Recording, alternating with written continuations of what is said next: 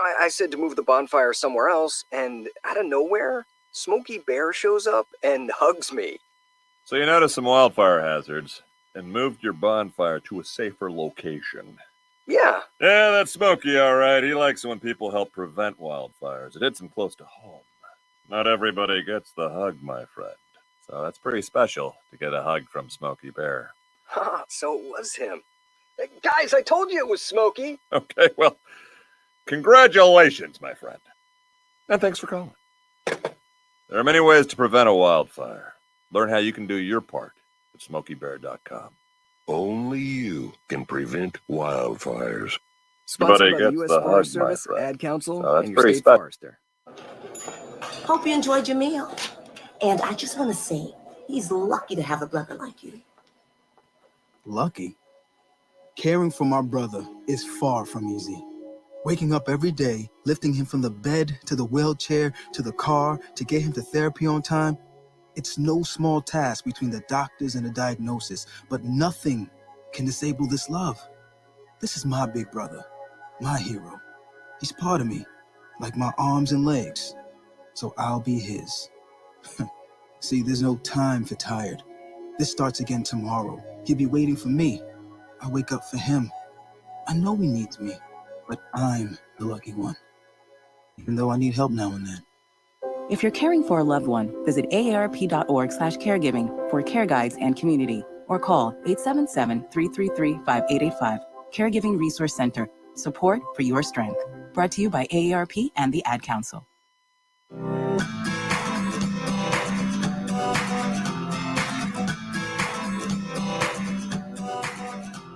People been saying to your friend, get a different face, and posting on their feed, they're super ugly. The things they say to them online are cruel and they're not true. So tell your friend, I'll stand up for you. Don't worry, I know what to do.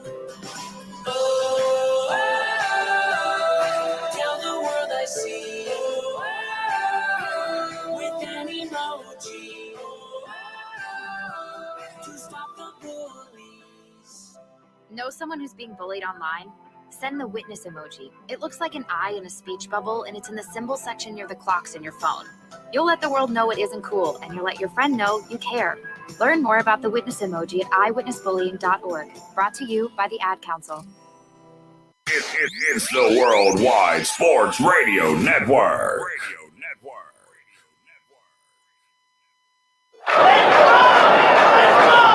Broadcasting from coast to coast, city to city, coast to coast. It's time for the Ryan Hickey Show on the Worldwide Sports Radio Network. If it's happening in sports, it's being talked about right here. And here's your host, Ryan Hickey. Good Thursday morning. Welcome into the Ryan Hickey Show, the final show of 2021. What a year, obviously, it has been. And we appreciate wherever you may be listening. On Facebook at Worldwide Sports Network, on Twitter at Ryan Hickey Show, also on Twitter at WWSRN_radio, YouTube, Worldwide Sports Radio Network. We appreciate you. One of the final days of the year, the final show of 2021 at least, for joining us here on this Thursday morning. We got a absolutely loaded show. I think we do most of the time, but especially today, we are loaded to the gills. The college football playoff is basically finally here. 1 day away from Alabama, Cincinnati, Georgia, Michigan. What's that in the second year? Can either Cincinnati or Michigan pull off an upset? We'll get my thoughts on that. The Lakers last night, another disaster. There's one feeling, there's one emotion LeBron James right now is going through. He's never felt his entire career. We'll do that in 15 minutes or so from now. Of course, we got Hickey's Pickies. Usually, you save the best for last, and since this is the last show of 2021, you would think, okay, maybe we'll get one of the best guests on, but I'm not going to lie to you. It's the worst guest we've had on. It's absolutely the worst guest. A great guy, though, in Mike Zimmerman. He will join us from The Athletic. Does a great job with their college football content. He'll join us in an hour from now. Not only get his picks for Hickey's Pickies, also get his thoughts on the both semifinal games tomorrow. So as you could just hear, a loaded show for you for the next 2 hours. We are coming to you live from the Big Italy Pizzeria Studios. Now, whether it's great pizza, hot heroes, and phenomenal dinners, make sure you check out BigItalyPizza.com to find a location near you.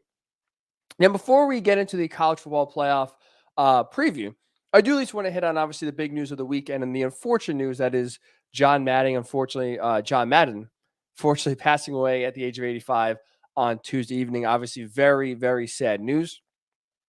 And I think for me, the biggest takeaway really quickly here is that he single-handedly is the most influential person in NFL history.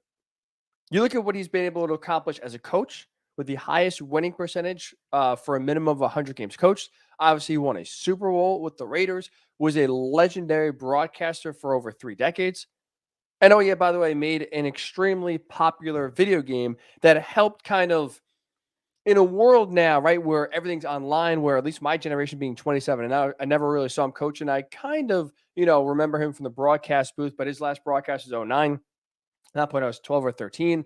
So it's still like, your formational years. Yeah, you hear John Madden in the booth, but really, people my age, even a little bit younger now that the NFL is trying to appeal to, well, a lot of their interest in the NFL is not just fantasy football, but because of the video game Madden.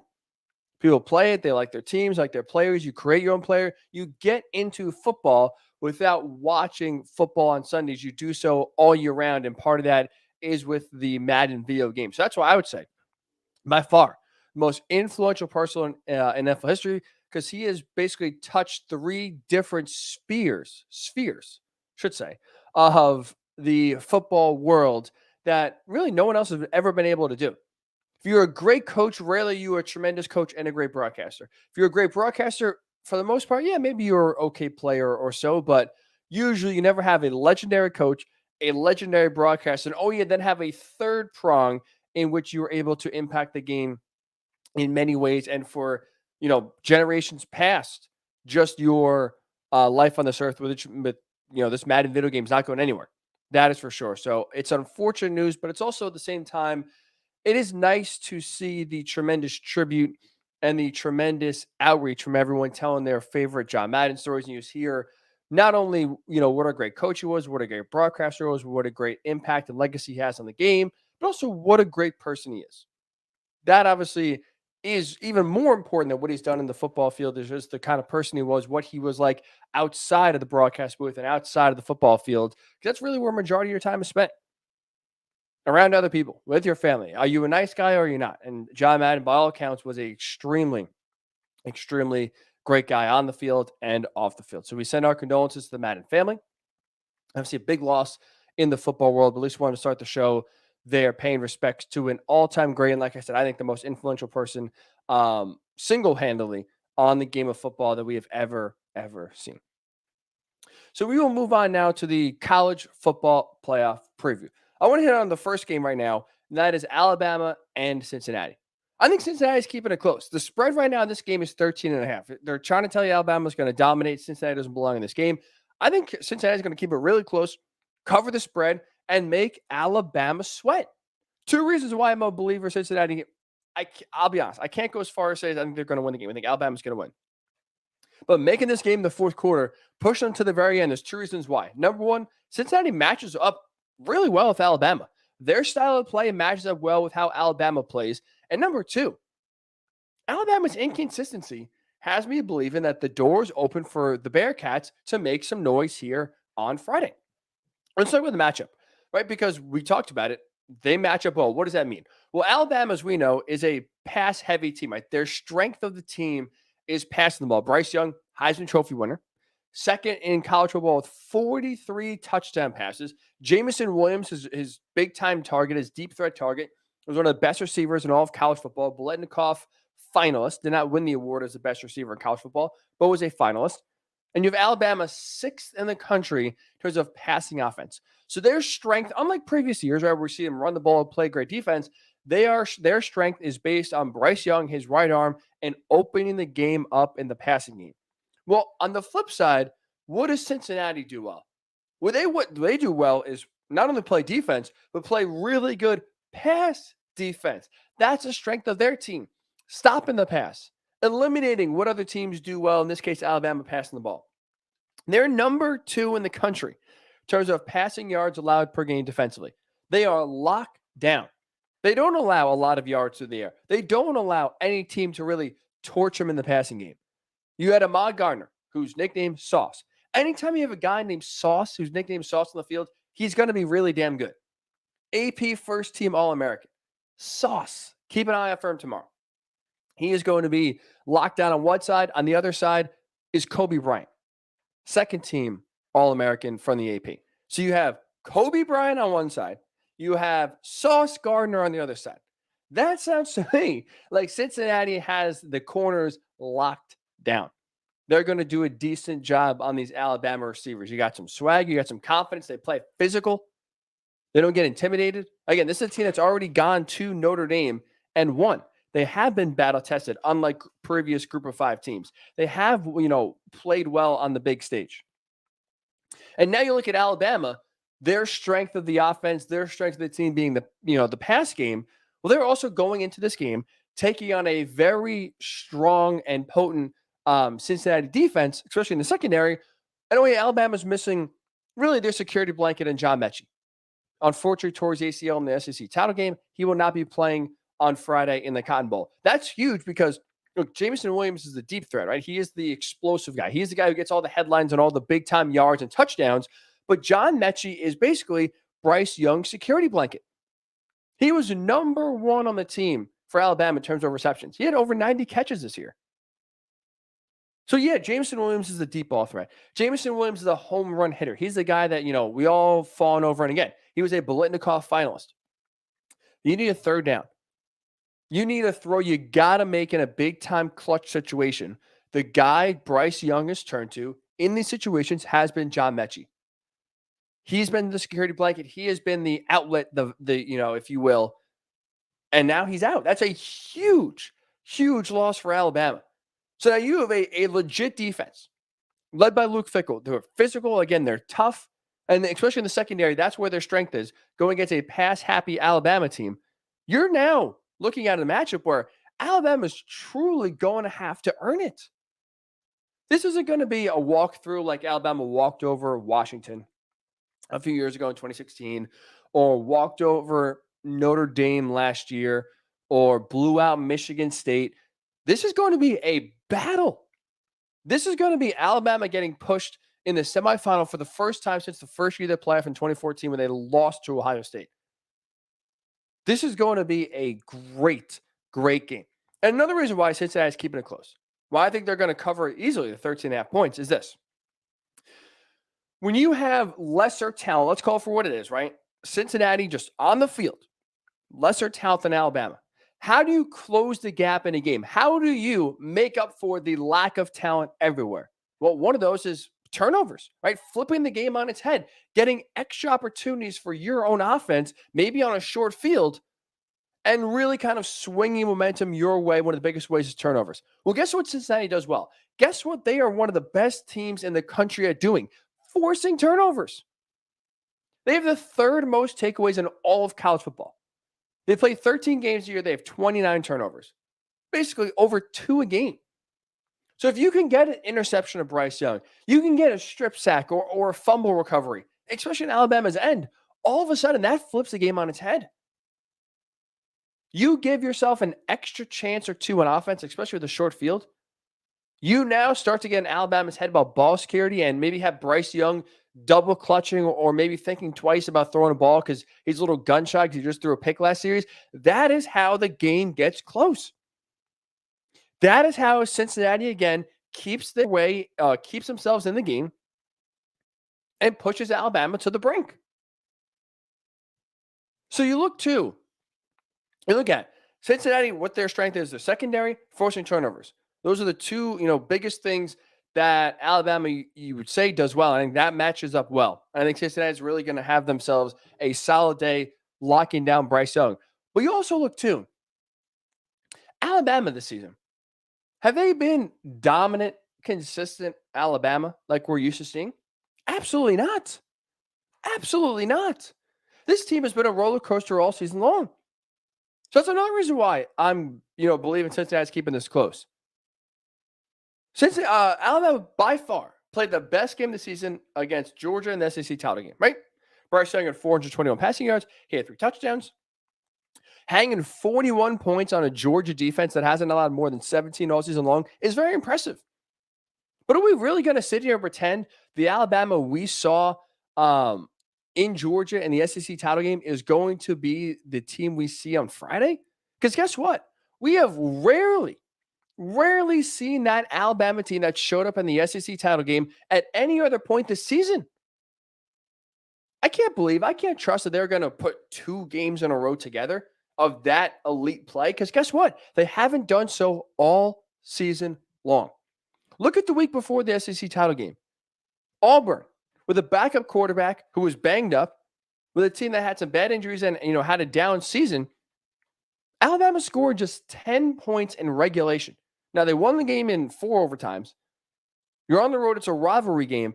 But the last game of the season, a game you have to win to keep your hopes alive to make the college football playoff, they scored 10 points in the game and were shut out for 3 quarters.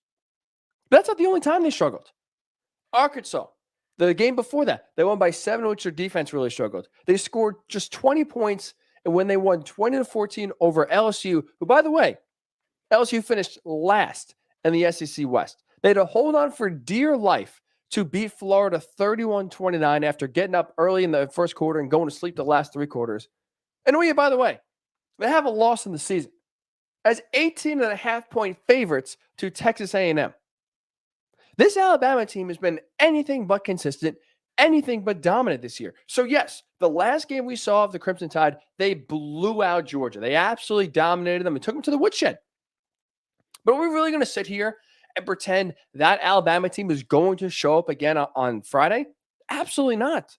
I just told you, outside of the Ole Miss game, because that's the only other time this season where Alabama played a great offensive and defensive performance. Georgia and Ole Miss, 2 out of 13 games. They have played elite football, Alabama brand of football. The other 11 games, they have struggled. They have not played well. They have not played consistent. So I'm going to take that large sample size and say, okay, Alabama at spurts has shown they can turn it on and score on anyone. They've also shown they could struggle on offense no matter what defense they're playing. And defensively, they can't even be able to stop a backup quarterback in Zach Calzada of Texas A&M.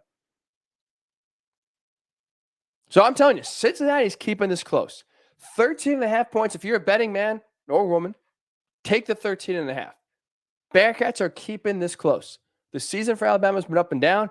I think Cincinnati makes this a game for 4 quarters. Alabama, I think, will win. But it's going to be an absolute dogfight to the very end.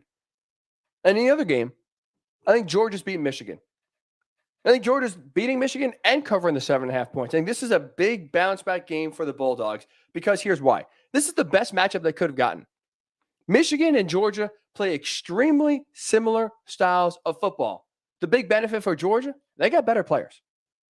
They got better players up and down the lineup. So now you're playing a team that plays exactly similar to you. They're going to dominate that matchup, I think. And you look at Michigan. Their offense is reliant on the run game. Blake Corum, Hassan Haskins, they've been tremendous this season. But Cade McNamara is not a quarterback who's going to light it up through the air. They are reliant on the run game. Well, guess what Georgia does extremely well? Stop the run. Number 3 run defense in all the country. They faced Arkansas this year, who is top 10 in rushing offense. Locked them down. They play Kentucky, who's a really good running team. Locked them down. They have shut down any rushing attack they have seen this season. The one team that gave them trouble was who? Alabama. Why? Because they threw the ball in the air. Because they couldn't get home to the quarterback. Because Bryce Young threw for 421 yards, 3 touchdowns, no picks. That's not Cade McNamara. He's not going to be Bryce Young in this game. He's not going to be airing it out 35 times for 350 yards. Cade McNamara this season, the Michigan quarterback, had just 1 game of 300 yards passing. And guess what? That came in a loss, ironically, against Michigan State. And he played pretty well in that game. Don't get me wrong. I didn't think he had that kind of performance in him. But this has been a game, this has been a season, I should say, for Michigan, where it is run game, run game, run game. They have not relied on the passing game. They frankly haven't really needed the passing game to bail them out. But I think they're going to need it here, and I don't trust they'll be able to do so. I think Georgia right now, when you're going against a team that has a very similar style, will be able to take advantage, shut down the run game, force Michigan, and make them one-dimensional, which is passing the ball. I think that plays right into Georgia's hands. Like, let's not forget, this is a Georgia team that, yes, we saw just get embarrassed the last time they played against Alabama. But before that, for 12 games, they were the most dominant team in college football by far. Right? It was, what were we saying? It's Georgia and everybody else. It's the Bulldogs as clear title favorites, and really no one is even in that elite upper echelon category that they're in right now. Let's not forget, or let's not pretend one game changes that. Where all of a sudden now this Georgia team is overrated. They're not really that good. They're still a really talented and really good football team. I think Friday they will show that. The big question for me, the one thing I'm really watching is not can Georgia, rebound. I think they will. Is what does Kirby Smart do at quarterback?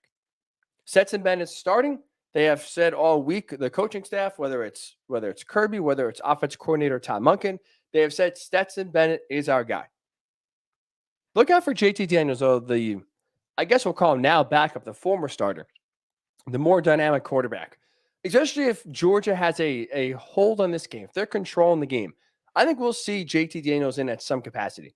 I think it's wise to get him some reps here, get him loose, and have him ready in case you make it to the College Football Playoff national title game and you face Alabama again and you need to get bailed out because just like the first matchup in the SEC title game, you can't stop Bryce Young. We have seen Stetson Bennett not be able to keep up in a shootout. He's not that kind of quarterback. He's a guy that plays really well where he'll stay on schedule, who won't make mistakes, and the defense, as long as they're dominating, you're going to have a really good chance to win. That's why I think Stetson Bennett's going to be absolutely fine in this game because this style of play plays right into what Georgia does well. But if you make it, and you got to already, if you're Kirby Smart, start looking ahead here. You dominate Michigan. You have to have, in the third and fourth quarter, one eye on Alabama and say, how can we make sure that, we don't have a repeat SEC title game? That's getting JT Daniels some reps, getting him loosened up, and see if he can, provide a spark in case of emergency in the national title game where you get in another hole and you need to get bailed out. So Cincinnati, I think, is covering the 13.5, but Alabama's going to win. And I think Georgia plays really well, beats Michigan, and beats them by more than 7.5 points. So I'm going Alabama, national title game, Georgia, national title game, just so we want another all SEC championship. And I'm curious your thoughts here. What we got? College football playoff semifinals are tomorrow. Alabama, Cincinnati. Can Cincinnati, in your mind, pull off the upset over Alabama? And Michigan, Georgia. Can they keep the good times rolling here, take down the dogs, and end what would be the most disappointing season maybe in Georgia history? Or does Georgia bounce back big time here and get a win? Love to hear your thoughts. Facebook Worldwide Sports Network is where you can find us.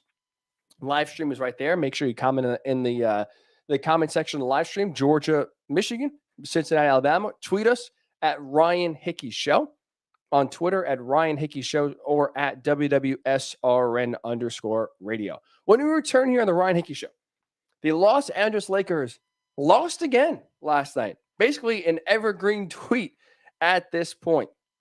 There's one emotion LeBron James is feeling for the first time in his career. We'll tell you what that is when the Ryan Hickey Show returns right here on the Worldwide Sports Radio Network. It's the Worldwide Sports Radio Network.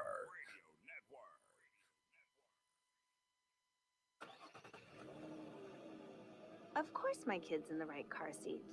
Well, I think he is. Yeah, my kid's in a booster seat. He was ready to move up.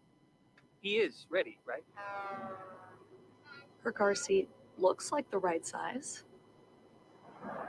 There are probably rules on when to move up to a booster seat, aren't there? Rear facing, forward facing. I think I have it right. Car crashes are a leading killer of children 1 to 13. Are your children in the right car seat for their age and size? Don't think you know. Know you know. Go to safercar.gov/the right seat. I know my child's in the right car seat, or else I wouldn't get in the driver's seat. Brought to you by the National Highway Traffic Safety Administration and the Ad Council. You don't usually get a stock tip from a 16-year-old, but I'm here to tell you about a different kind of stock. It's called Better Futures, a stock for social change that's not about making money. Instead, you invest to help students like me go to college. This is beyond a simple donation. It's the opportunity for America to invest in its kids and take an active stake in the future of the country. The return on your investment isn't money. What you get back is knowing you protected our potential. So one day, that potential can grow up to become surgeons and architects, executives and engineers, people who can change the future just by being a part of it. My name is Alicia, and I am your dividend. Invest in better futures with UNCF. Visit uncf.org/invest. A mind is a terrible thing to waste, but a wonderful thing to invest in. A public service announcement brought to you by UNCF and the Ad Council. It's the Worldwide Sports Radio Network. Welcome back to the Ryan Hickey Show, right here on the Worldwide Sports Radio Network.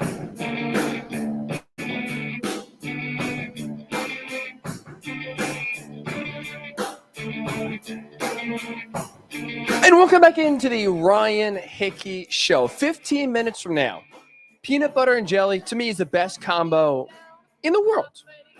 There's another great combo, Doug Pederson and the Jacksonville Jaguars. We'll explain why they would be tremendous together. 15 minutes or so for now. But before that, let's hit on the Lakers. Let's hit on the Los Angeles Lakers and LeBron James. They lose again last night. And when you look at this Lakers season so far and how LeBron has played and how this season has gone, LeBron James is experiencing something he has never felt before in his entire career. It's helplessness. He has never felt helpless before in his entire career until this season. He's helpless when you look at the talent around him right now and no one being able to pick up the slack. And the Lakers themselves, they're helpless. They're 17-19. They're not going anywhere. Their team is certainly not winning a title. That's for damn sure. Right now, their ceiling, their best case scenario is winning a playoff series. Think about that. We're talking about LeBron James still playing really damn good basketball with Anthony Davis. I know he's out right now, but Anthony Davis on the team with Russell Westbrook on the team. I don't know about you. I was not a believer in this team going forward. But in the preseason when they made the Rush trade, I thought that was a wrong fit. And so far, we're seeing that play out just as a lot of people thought, not just myself, but a lot of people were on this train by the Lakers not being very good this year. But we are still talking about a Lakers team led by LeBron James, who still in year 19 is somehow playing like he's in his prime, like he's 27 years old, being helpless.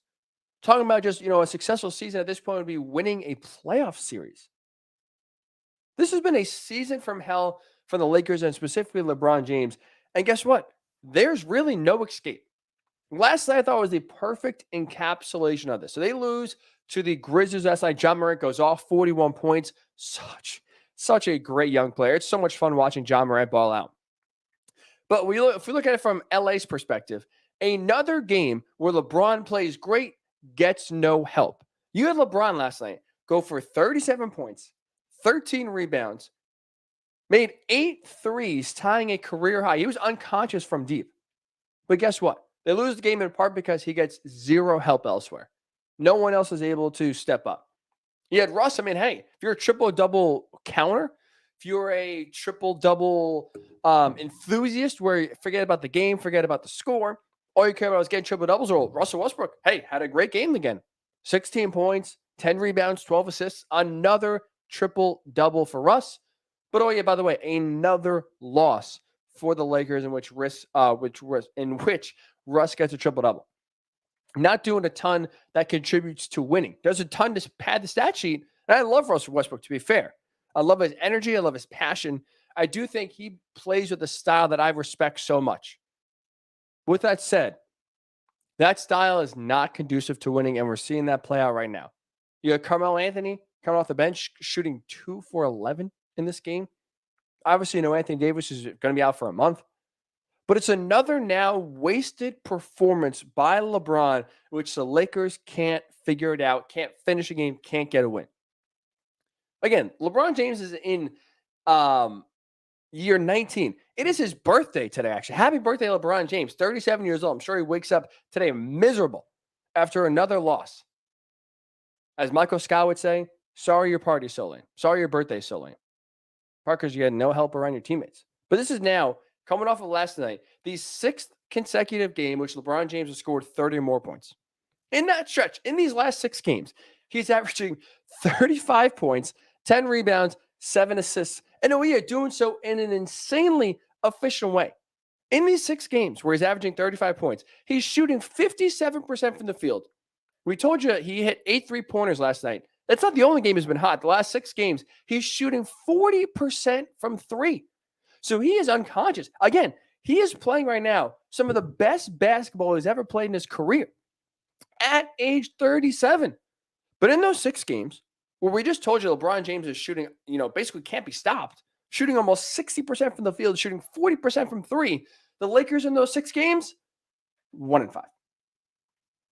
1-5. The one win being, by the way, over the lowly Rockets on Tuesday night. That's where this season's at. That's why LeBron James is so helpless this year, because he is playing some of his best basketball of the season. Now, he's been hurt. He's been in the protocols. He's missed, time for different reasons. But when he's been on the court this year, he has been absolutely tremendous. And the Lakers are still 17-19.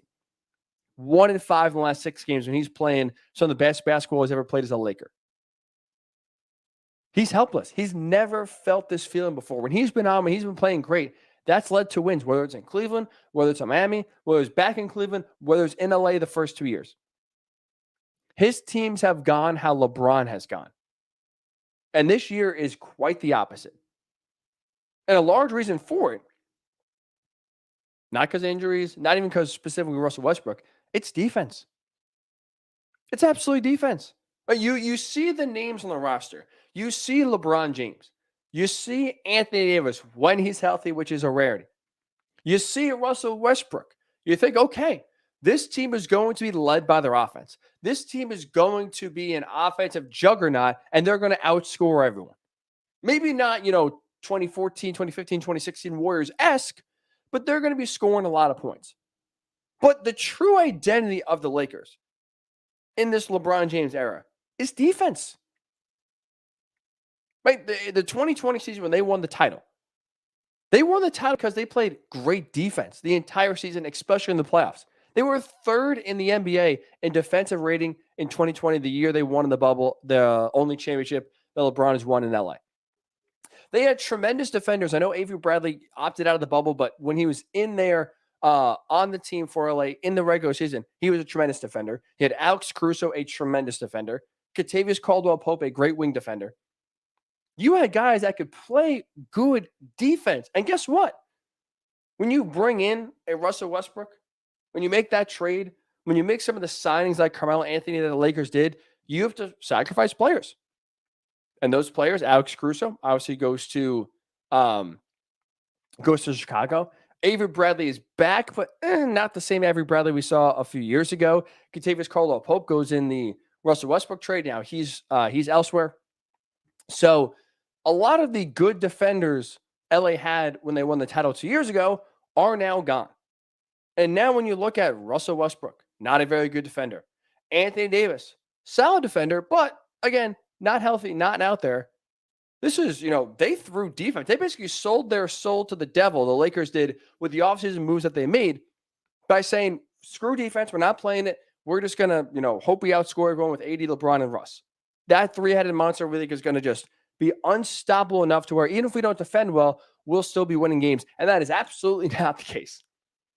Not the case. 27th, the Lakers are in the NBA in points per game allowed. Their identity is not offense, it's defense. And they said, screw defense. Screw it. We're not playing it. And that's why the Lakers are 17-19. That's why the Lakers, for the first time, in LeBron James' time, and that's why really for the first time in LeBron James' career, he feels helpless. This defense is not turning around. This defense is not getting any stops. They're one of the worst teams in the NBA in terms of allowing points off turnovers. They're one of the worst teams in the NBA in terms of trying to stop teams scoring in the paint. Can't do so. A large part because Dwight Howard and DeAndre Jordan are kind of manning the center position for the most part when Anthony Davis is out. Russell Wilson can't guard anyone. Carmelo Anthony's not playing any defense. Yeah, no wing defenders. And this team is so, one, hurt, but also bad at defense. They had to start LeBron James at center on Tuesday. At center. He's the guy who basically plays the point on offense. Now you're starting him at center. He took the opening tip against the Rockets. That's how bad defensive this team has been, where they say we can't play DeAndre Jordan. We can't play Dwight Howard. We got really no one else. Screw it. We'll put LeBron there, 6'9". Hopefully he'll play well. And he played really well, to his credit. But that's where the Lakers are at. That's how bad defensive this team has been. And that's why there's no escape. Right? We mentioned they're 17-19. They're currently right now in 8th place in the West. When you look at the construction of this team, obviously AD will come back, you think, in a month or so. But as we know with his injury history, even when he does come back, he can't be relied upon to be healthy for the duration of the season. When you look at the rest of the roster, there's no help on the way. There's no big trade that could be. Like, if you want to trade, make a big trade, who's it going to be? It's probably going to be Russell Westbrook. Well, what are you getting back for Russ? Who is giving up anything of value, any talent for Russell Westbrook right now? No offense to him, but his age, his style of play is not conducive to winning.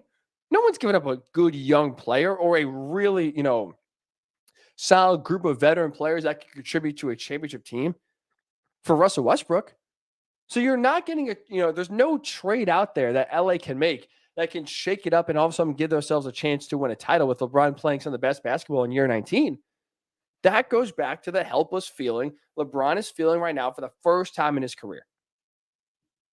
There's no help on the way. There's no big magical wand you can wave and say, here's the trade that's going to get the Lakers back to finals contention this season. They're stuck. They're absolutely stuck. This is who they are. And it's why for the first time, LeBron, despite playing tremendous basketball, is feeling helpless. Is feeling like he can't, get this team out of the malaise they're in. They didn't prioritize defense. It's come back to bite them. They lost their identity. They got to find it. And it's not going to be this season. You hope next year, I would say, Rob Pelinka as a GM, but we all know who the true GM is. LeBron James has got to go back to the true identity of the Lakers. You got to use this season as a wake-up call to realize, okay, look, we put this roster together really poorly. We got to go back to defense, prioritizing defense. Get some, three-point shooters on the side too, but we need defenders because if we can't defend, we don't have a chance. This is the perfect example why. Now, we're not even halfway through the season. The season's over for the Lakers. Think about that. Halfway over. It's already over. And LeBron James is healthy and playing great. We've never said that before in his career until this year. Last night, the latest example of the helpless feeling LeBron James has had. What a disaster. What an absolute disaster. My goodness. Speaking of disaster, that's a word, that's an adjective that could be easily described for the Urban Meyer tenure in Jacksonville. There is hope, though. The Jacksonville Jaguars officially today will start their start their search for the new head coach. It will start with an interview with Doug Pederson. For me, Doug Pederson and the Jaguars are the absolute perfect match together. I'll explain why that is when we return. You listen to the Ryan Hickey Show right here on the Worldwide Sports Radio Network. It's the Worldwide Sports Radio Network.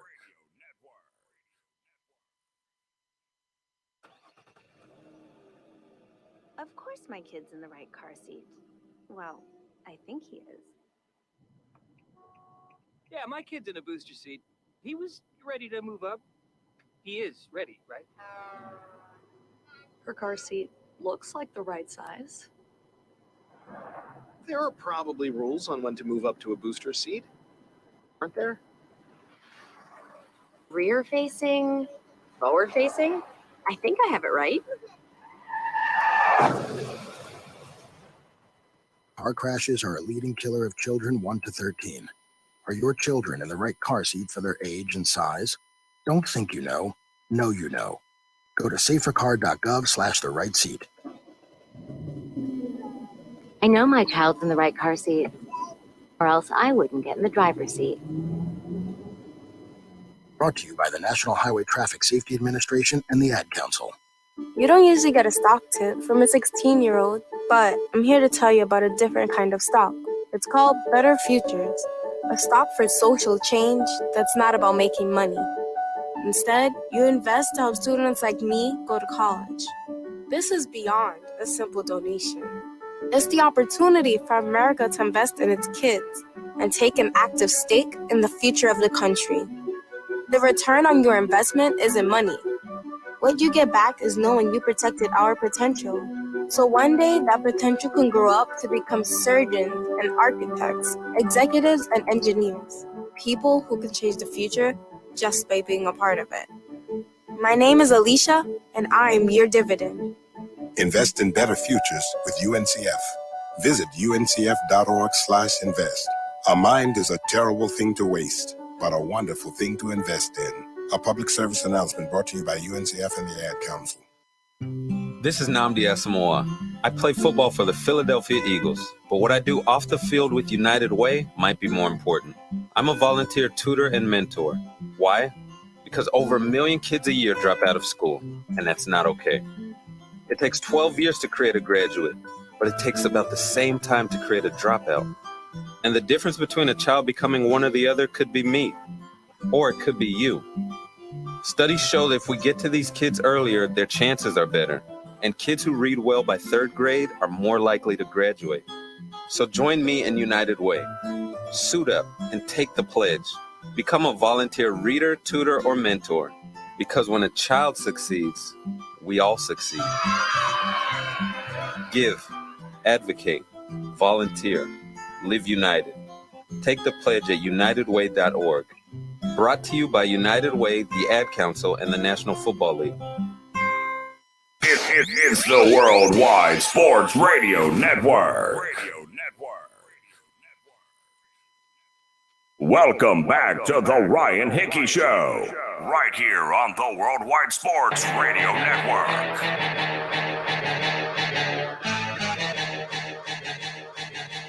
And welcome back into the Ryan Hickey Show. 20 minutes from now, Mike Zimmerman, good friend of mine, will join us for Hickey's Pickies, the final edition of Hickey's Pickies for 2021. We saved the worst guest for last. I'm just kidding. I love Mike, but we'll have a good time. 20 minutes or so from now. But before that, the Jacksonville Jaguars are starting their head coaching search today. The Urban Meyer tenure, as we know, not even one and done. 13 and done. 13 games for good old Urban. And now they're looking to find their new head coach. There's a few combos out there that I think everyone loves that go together just perfectly. Peanut butter and jelly. For me, I have it twice a day, every day. That goes to show I think it's the best combo out there. There's nothing that goes together, two things that are opposite, that go together better than peanut butter and jelly. To keep the peanut butter going, I mean, peanut butter and chocolate. Who doesn't love a good Reese's, right? PB and chocolate, tremendous combo. They go together perfectly. They complement each other tremendously. I think another perfect combo here is Doug Pederson and the Jaguars. I think those two entities, I guess we'll call them here, I guess, or one person and one coach and one team.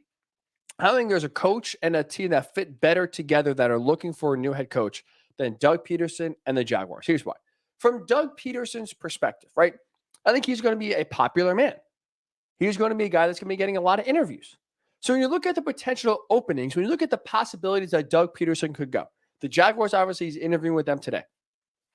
But I expect the Giants to be open. Obviously, the Raiders, after the John Gruden scenario or fiasco, they're open. I think the Vikings are going to be open. The Bears are going to be open.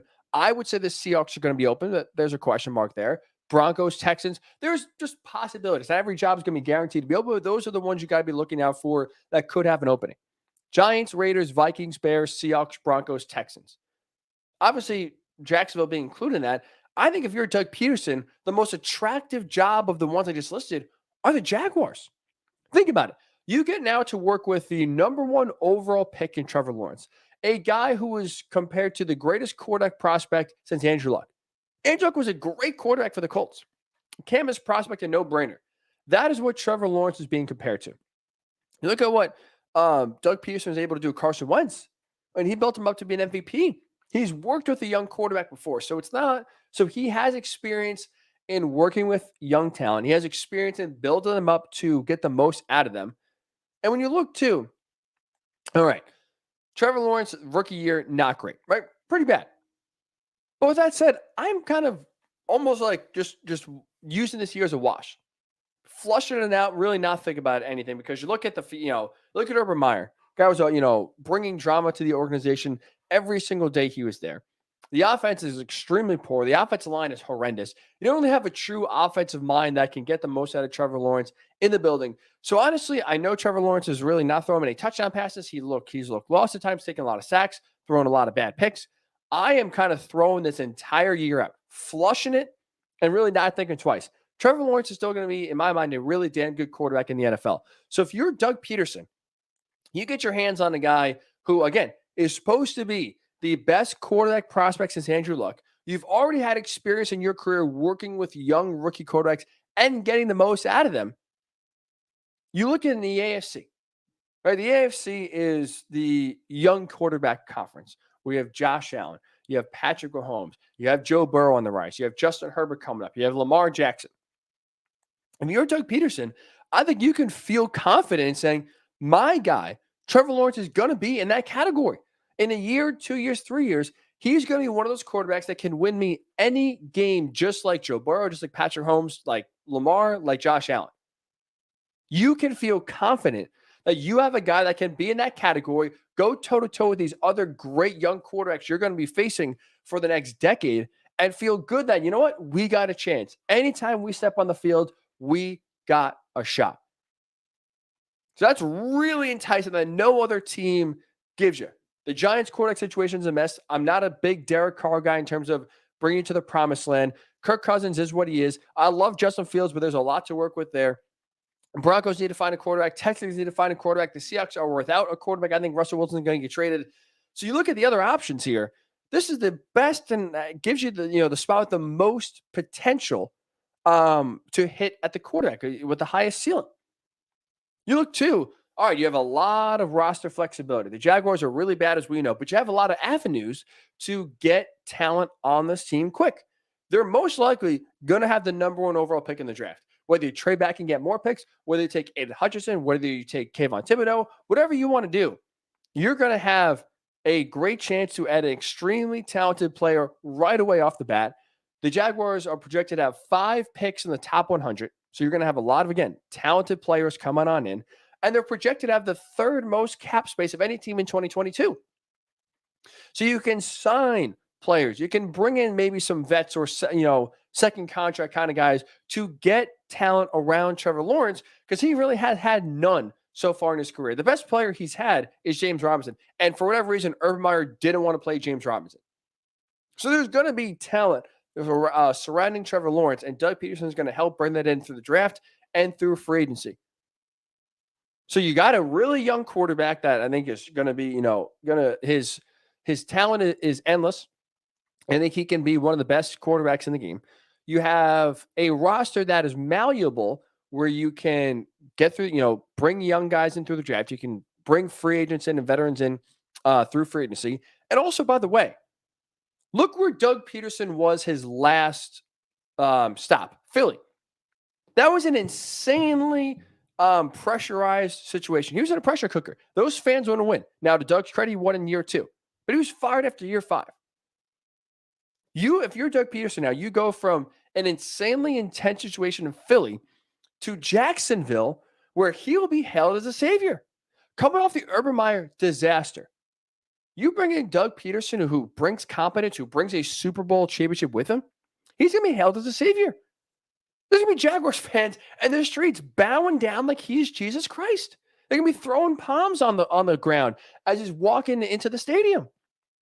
He would be revered by Jaguars fans, who, by the way, there's a lot less pressure. There's a lot more patience in Jacksonville than Philly. So if you're Doug Pederson, your just quality of life, your ability to figure it out is exponentially more, because you're in a situation where you don't feel like you have to make the playoffs right away. We don't feel like you have to turn Trevor Lawrence around into an MVP candidate in a year. You have more patience in Jacksonville than any of those other landing spots that are going to be open.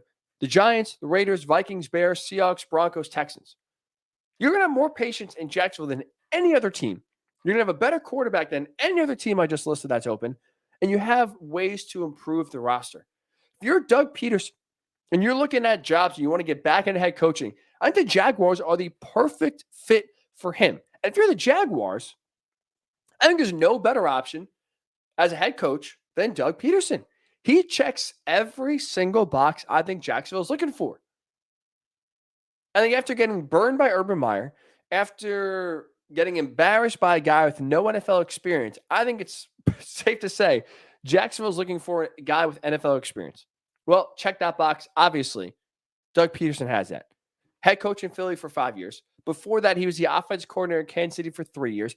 He has been an NFL coach in some capacity since 2009. So he's been in the NFL as some kind of coach since 2009. There is a ton of NFL experience there. And obviously, he was a player, backup quarterback back in his day. So he has, he's been around the NFL game. He knows what it takes to win in this league, and he knows how to treat players and treat the NFL game. Urban Meyer, obviously, his only experience was in college football. Bowling Green, Utah, Florida, Ohio State. He was college through and through. So he came to the NFL, right? Green, brand new. That's the complete opposite with Doug Pederson. So now you go from inexperience in Urban Meyer to a ton of experience in Doug Pederson. I think that experience also is important, not just because now you don't want to embarrass yourself 2 years in a row. You don't want another Urban Meyer situation happen, but also, too, when you have a young roster that Jacksonville has, when you have a lot of key players that are young, you got to kind of teach them how to win. They don't know any better, right? There's not a lot of veterans on this team. You got to teach them what it takes to win in the NFL. Urban Meyer obviously did not know how to do that.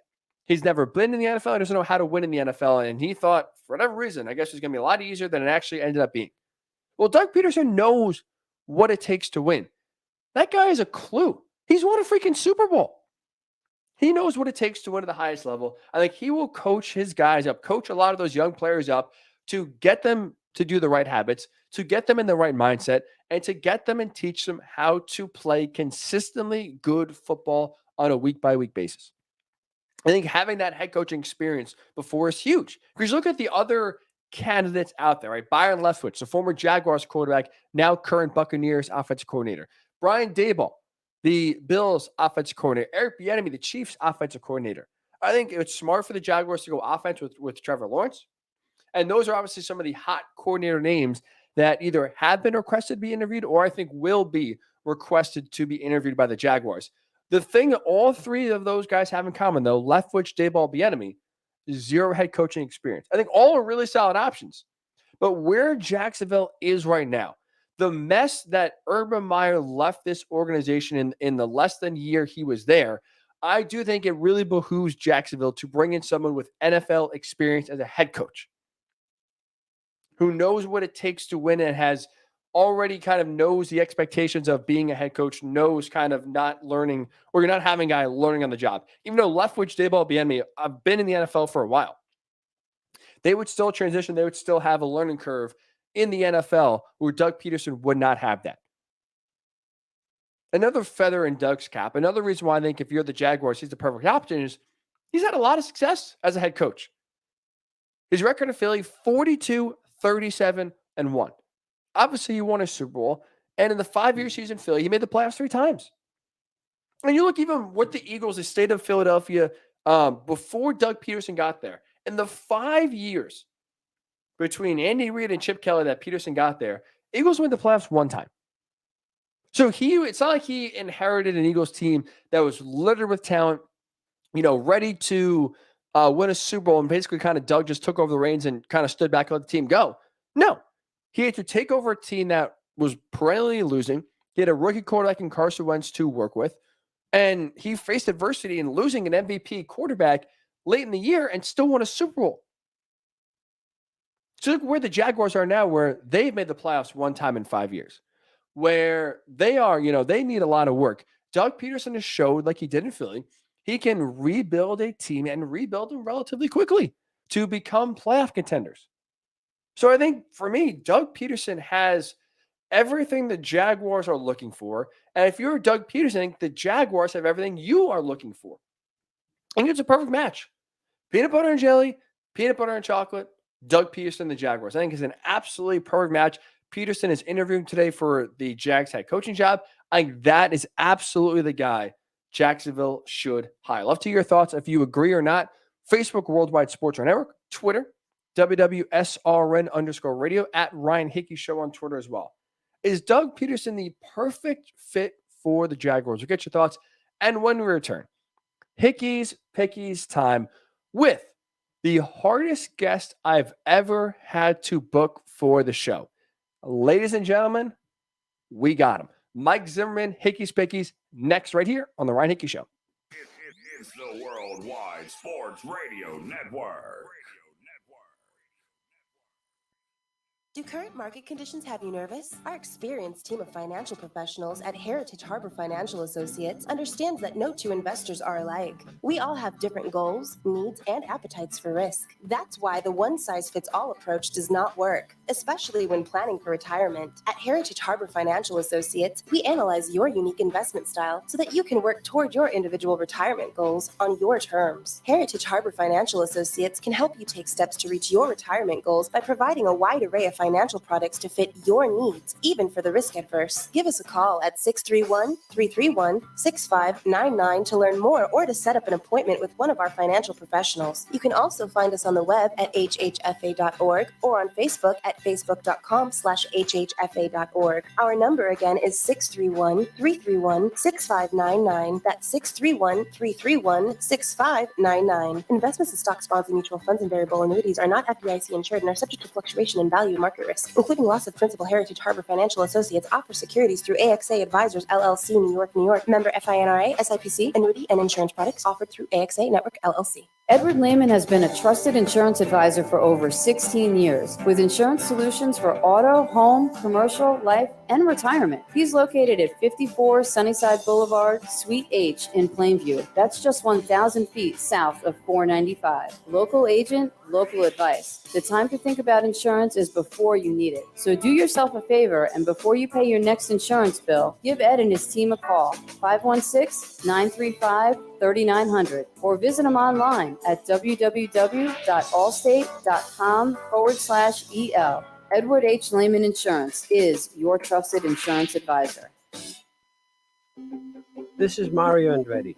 You know me as a race car driver, but I'm also a Meals on Wheels volunteer. I've raced against the sport's biggest personalities, but I've never met more vibrant, amazing people than the seniors served by Meals on Wheels.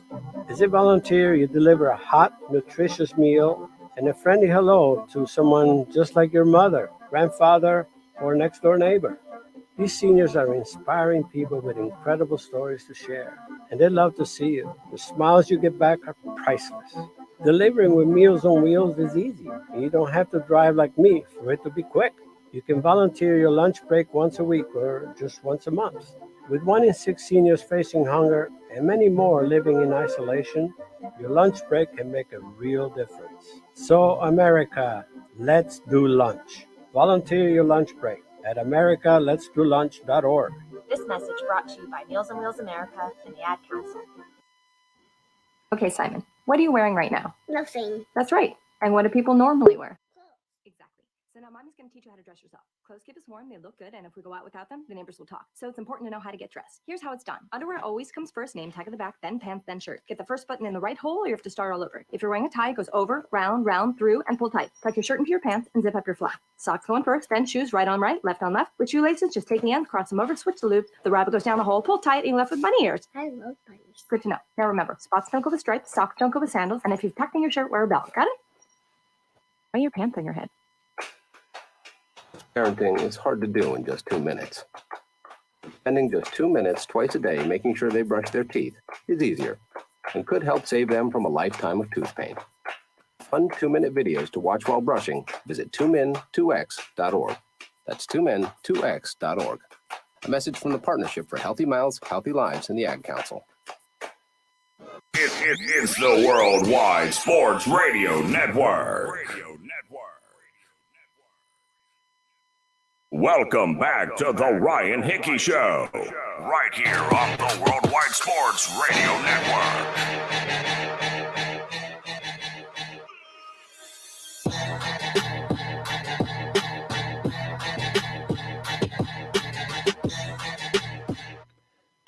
And welcome back into the Ryan Hickey Show right here on the Worldwide Sports Radio Network.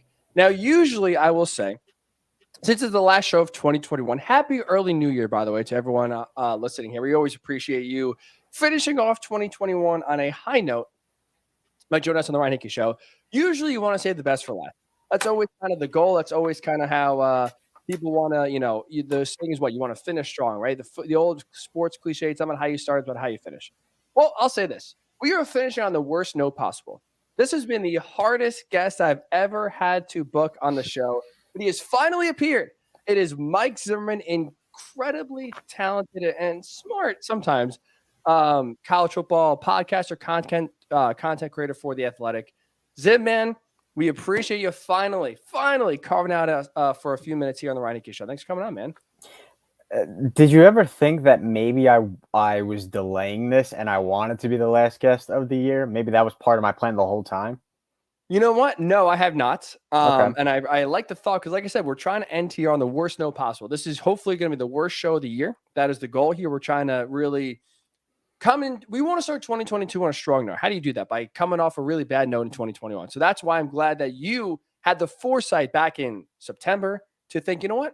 I'm going to save it for the end of the year. I want to make sure that I'm Ryan's last guest of 2021 and really finish out with the bang. So you know what? Thank you for that. My goal is to set the bar really low for 2022 just to make you look better. That's, I hate to say it, this is why we're friends. You always have my back. I try to have your back here. We appreciate that kind of foresight and that friendship that you really do give us. So, Mike, well, the good news is before we get to the picks, we disagree on almost anything and almost everything. Correct. Especially college football. Yes. You are a so-called expert. You get paid to work in the college football field. Hopefully the Athletic's not watching here because some of your football takes, I don't know. But you would say the same about me. So we got 2 playoff games tomorrow, Michael. Alabama, Cincinnati, Georgia, and Michigan. Let's start with Bama, Cincinnati. In your mind, spread's 13.5, big one here. Can we get a close game? Can Cincinnati give Bama a scare here? Or are you rolling with the Tide? So I think I would say majority of America wants it to be a close game. For just, for the neutral, you want to have a good game to watch. Right. B, I think that a lot of people want to see Cincinnati competitive to give the group of 5 more of a case in the future. Yeah, respect. More of a case with the committee. Because if they keep it close, then maybe in the future the committee will be more likely to maybe put one in if it's up against maybe like a 1-loss, Power 5 team. Unfortunately, I don't see it being close. I think from start to finish, Alabama's been the best team all season, despite what happened in the SEC championship game. I think Georgia offensively was really struggling towards the end of the season, and I think Alabama, even in the loss to Texas A&M, I mean they still put up 40+ points. I just think too much Bryce Young, too many offensive weapons. I think you give Nick Saban a month to prepare. I think you're just asking for trouble. And I love the job Luke Fickell has done, and it's not taking away anything. But I think right now he's just reached the ceiling at Cincinnati. And hey, the number 4 seed in the college football playoff at Cincinnati is probably the best they will ever do. And Bearcats fans will remember this season forever. I just think that's the ceiling, and I don't even think a competitive 1 versus 4 matchup is even plausible for them. Not even plausible. So this is why I told you we disagree on almost everything. This is on brand here. I will say this. I think there's 2 things going in Cincinnati's favor. Love to hear your thoughts on this. Number 1, strength of Alabama is obviously their passing offense, right? Bryce Young has been lighting it up. Jameson Williams is one of the best receivers in the country. But the strength of Cincinnati is their defense, especially their secondary. You got Kobe Bryant. You got Sauce Gardner. By the way, tremendous nickname. It's hard to say that someone whose nickname is Sauce is not very good. He is tremendous. So you have at least Cincinnati with a great secondary going against Alabama's, their strength in passing the ball. By the way, Alabama without their, security blanket in John Mechie's out for the game. So I think strength on strength I think the Cincinnati actually matches up well. But also the other thing here, for me at least, that I'm believing in Cincinnati, not to win the game, but I think definitely keep it close for 4 quarters, is you talked about Alabama this season, right? And obviously we know the last time we saw them, they blew the doors off of Georgia. They by far played the best game of the season. That's not who Alabama's been, though. All season long, there's really been, out of the 13 games they played, 2 games where they have played dominant, full, offensively, defensively, perfect games. Georgia, Ole Miss. Everything else has been kind of up and down. You mentioned the A&M game. They lost as 18.5-point favorites to a backup quarterback in Zach Calzada. They, had their hands full with last place in the SEC West, LSU. They barely beat Arkansas. They had to hold on for dear life against Florida. Like, this has been a team where, yes, recency bias, right? The last time we saw Alabama, they by far played the best game of the season. But it's also not like Alabama has been consistently great all year. The week before against Auburn, they scored 10 points in regulation. They were shut out for 3 quarters. I do think that inconsistency is something to where I am not sitting here guaranteeing Alabama is going to come out with their hair on fire and play a dominant game. Now, is that, in your mind, am I not giving, I guess, Alabama enough credit or respect here? Like, are you worried at all, at least by the inconsistency Alabama's shown all season long? Is that going to come back to bite them in a game like this, or you think that they'll carry over SEC title game into the College Football Playoff semifinal? No, I think those are valid points. I don't think you're pulling those out of thin air, which a lot of your takes you do. Yes, here we go. Here we go. I had to give you a jab there. I just think when it comes down to it in the playoffs and talent-wise, I think that 99 times out of 100 comes out on top when they're uneven teams when it comes to talent. For me, it's just that Cincinnati has reached its ceiling. All right. Outside of the Notre Dame win, their competition really hasn't been, I think all those reasons you were saying Alabama was up and down was because of the quality of their schedule. And I hate to be the SEC bias guy and SEC versus everything. Mr. SEC over here. But if you give Cincinnati that schedule, do they come out undefeated? I think it's clearly no. I mean, actually, why not? Like, who? Okay, let's if we just take away the conference name, let's be like truly serious here. Who has Alabama played this season that's actually good outside of Georgia and SEC title game? If we're talking about regular season, Ole Miss and A&M are 2 top 15 teams. I think Ole Miss is the best team they played. Okay. A&M. I'm not a believer in A&M. I'll be honest. I'm just they're not. Still A&M still better than any team on Cincinnati's schedule. And I would say Notre Dame than A&M. Okay, but that's fair. I mean, we're not going to sit here and argue the AAC schedule is stronger, but I'm just like, if we're talking about legitimately who has Alabama played that's good, they're really, like, again, outside of Ole Miss, LSU had a down year. Arkansas had a nice year, but Arkansas from where I they agree, started but to where still, they the are. quality of those teams are better than all the AAC. Tennessee? I would say Tennessee is still better than most of the AAC teams, maybe outside of SMU and Houston. I'm not trying to tell you that the AAC is stronger, but you're saying is Cincinnati, if they played Alabama's schedule, they getting through, well, because Alabama didn't even get undefeated, but they getting through at 12-0 or 12-1. Are they going to have a similar record to Alabama? I would say, why not? Like, yeah. Alabama's not going to play anyone that's good. The SEC. No. If we I think just the answer is clearly no. Get out of the SEC's most dominant conference. You look at the true teams Alabama's played, there's not a team on their schedule where I say, Cincinnati can't beat them. I think it's okay to say Cincinnati has reached their ceiling in the conference they're at. I think that's okay. That's not dissing or saying that they don't, they're not a good football program. They are. It's just who they are. I don't think they stand a chance against Alabama, and that's okay because nobody's really expecting them to. Once they get into the Big 12, see how they build off a Power 5 budget and a Power 5 schedule and able access to better recruits. I think maybe we can have that conversation to see how they progress. But right now, I just don't think I don't think the 13.5 is plausible. All right. Well, I guess we unofficially go through pick, but we'll get in here in a second. Georgia, Michigan. I think this is a matchup that favors Georgia actually really heavily. Similar styles. I think Georgia has the better players overall. I know Michigan's been the hot team, and obviously Georgia coming off, a humbling loss to Alabama. You feeling the dogs here? You feeling confident, or you believe in a Michigan keep the train rolling?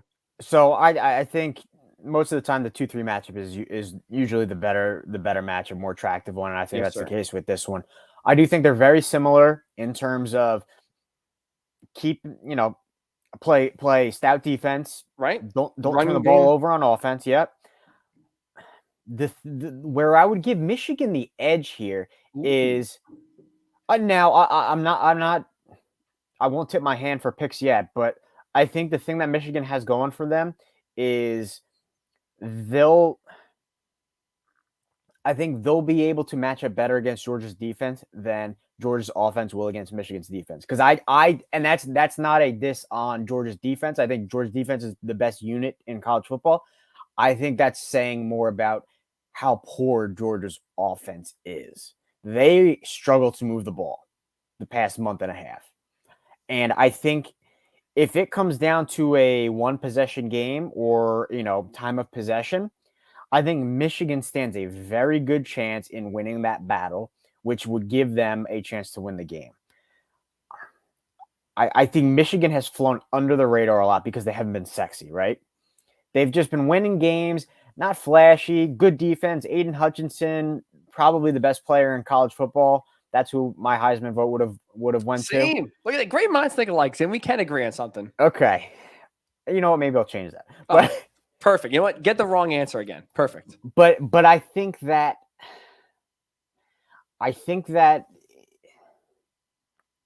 Michigan does a lot of things well, and I wouldn't say one thing great.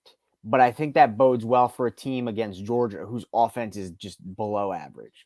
So I think that's where they can keep the game close. If it's time of possession, maybe just grind the game out. Don't turn the ball over. Convert first downs. You don't have to score 30 points against Georgia's defense because I don't think they're going to. But if you can grind out 20 points, I don't think Georgia's scoring 20 against Michigan. Wow, there's a take for you. Let me ask you this. Well, one last question for you. All right, Kirby Smart's kind of a decision maker. I'm with you when it comes to the Georgia offense. I'm not a Stetson Bennett believer. I do think JT Daniels is the quarterback they need if they're going to beat Michigan and try to, have a rematch against Alabama and beat them. I think, just correct. You saw it. Higher ceiling, can move the ball down the field, and Absolutely. That's the only way Georgia's gonna move the ball because Michigan knows that. They're gonna put 8 in the box, stop the run, force Stetson Bennett or JT Daniels, whoever's under center, to throw the ball down the field. And who gives you the better chance of doing that? And it's clearly JT Daniels. I do think that with Kirby Smart, he prefers Bennett because doesn't turn the ball over as much as JT Daniels. But in a college football playoff game, you got to take your chances. You're not necessarily going to win playing conservatively. So we're both in agreement there, which is a rarity, which also should show, kind of the state of the Georgia quarterback situation right now. How do you handle it? Right? Because Stetson Bennett's going to start. Kirby Smart said it. Todd Monken basically was, ready to fight anyone that said, Stetson Bennett can't win a title. Which I don't blame them for coming out publicly and backing their guys. What other choice do they have? They're not going to throw him under the bus. They have to back him. And also, JT Daniels, there's a lot of mystery around him with his health. Obviously, that's the reason why he lost his job. The oblique injury, the lat injury. Apparently had COVID last week and was late to join. Like, there's a lot of mystery surrounding the health of JT Daniels. So we honestly, sitting here, can't even fully say that he is even healthy enough to play because there's a cloud of mystery surrounding his status. Assuming he's healthy to play and he can play, how do you, if you're Kirby Smart, go about it? Stetson Bennett's going to start. Do you sprinkle him in? You know how Michigan kind of brings in J.J. McCarthy at times and for a play or two kind of just brings him in as a wildcat quarterback. I think there's going to have to be a time in the second half, maybe even early in the first half, where you give JT Daniels a drive. You got to kind of get his feet wet here. It's a dangerous game to play. I get it because you're kind of already looking ahead. But I think if you're Kirby Smart, you got to give JT some rope here to get a drive or two in a cultural playoff game, get his feet wet in preparation for if you have another Alabama situation where you're down early, you need a spark. You're not bringing someone in who is ice cold off the bench. At least he's played some snaps in a previous week. I would agree with that, but playing devil's advocate, say bring in JT Daniels for a drive in the second quarter, right? Yep. He doesn't perform well. What is it? How do you feel if you're Stetson Bennett?